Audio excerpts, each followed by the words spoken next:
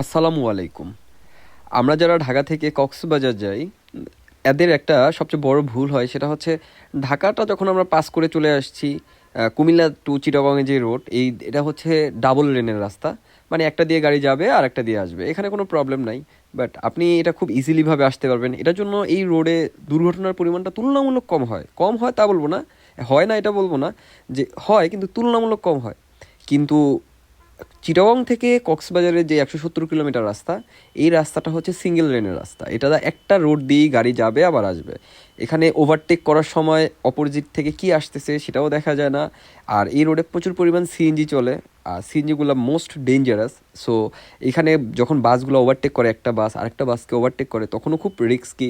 একটা বাস গেলে, একটা বাস যখন আরেকটা বাসকে ওভারটেক করে, তখন রাস্তার মধ্যে কোনো স্পেস থাকে না। আপনার রাস্তার ফুটপাতের ভিতর গেলেও আপনি মানে ঝামেলায় পড়বেন। আর বিশেষ করে ছোটো গাড়িদের জন্য এই প্রবলেমগুলো এই রোডে বেশি। আর তার থেকে এই প্রবলেমগুলো বেশি সাফার করে হচ্ছে ঢাকা থেকে যারা যায়, কজ তারা ঢাকা টু চিটাগং যে ডাবল লেনের রাস্তাটা তারা যখন ইউজ করে তারা কমফোর্ট হয়ে যায়। যখন টানা 100-200 কিলোমিটার গাড়ি একটা দিয়ে যাচ্ছে আর অন্য একটা দিয়ে আসতেছে, তখন তার মাথায় তো সেট আপ হয়ে যায় এটা দিয়ে গাড়ি যাবেই। কিন্তু যখন চিটাগংটা ক্রস করে, তখনও তার মাথায় এই এই জিনিসটাই থেকে যায় যে এটা দিয়ে গাড়ি আসবে না। সো এটা মনে করে সে উড়াধুরা গাড়ি চালায়। তো এই জিনিসগুলো যখন করতে যাবেন, তখনই আপনি বিপদের সম্মুখীন হবেন। কথা আমি যেটা আগেই বলে রাখছিলাম, যে এই রোডে প্রচুর পরিমাণ মানে সিএনজি বেশি। এই রোডে কী কী প্রবলেমগুলো, আমি সেই প্রবলেমগুলো একটু বলার চেষ্টা করি। প্রথম প্রবলেম হচ্ছে সিএনজি। আর সিএনজিগুলো হচ্ছে এদের ছোট গাড়িগুলা চিপা কানসি দিয়ে ঢুকায় দেয়। এরা আপনাকে সামনাসামনি সংঘর্ষ হওয়ার থেকে হুট করে সাইডের থেকে এসে মেরে দিবে আপনাকে, আপনি কিছুই করতে পারবেন না।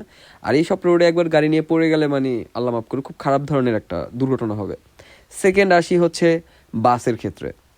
এখানে যখন একটা বাস আরেকটা বাসকে ওভারটেক করে, তখন রাস্তাটা পুরো ফিল আপ হয়ে যায়। তখন ছোট গাড়িগুলা রাস্তার মধ্যে থাকার স্পেস থাকে না। বিশেষ করে বাসগুলা তো বাইকারদের কোনো গাড়িই মনে করে না, এরা রোডের থেকে ধাক্কা দেওয়া নামায় দেয়। এটা অহরহ হয় এইসব রোডে।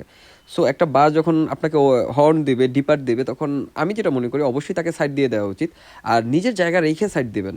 আপনার যদি সামনে স্পেস না থাকে, আপনি গাড়িটা টান দিয়ে ওভার স্পিডিং করেন, ওভার স্পিডিং করে নিজের একটা পজিশন মতো জায়গায় যায়, তারপর হচ্ছে তাকে সাইড দিয়ে দেন।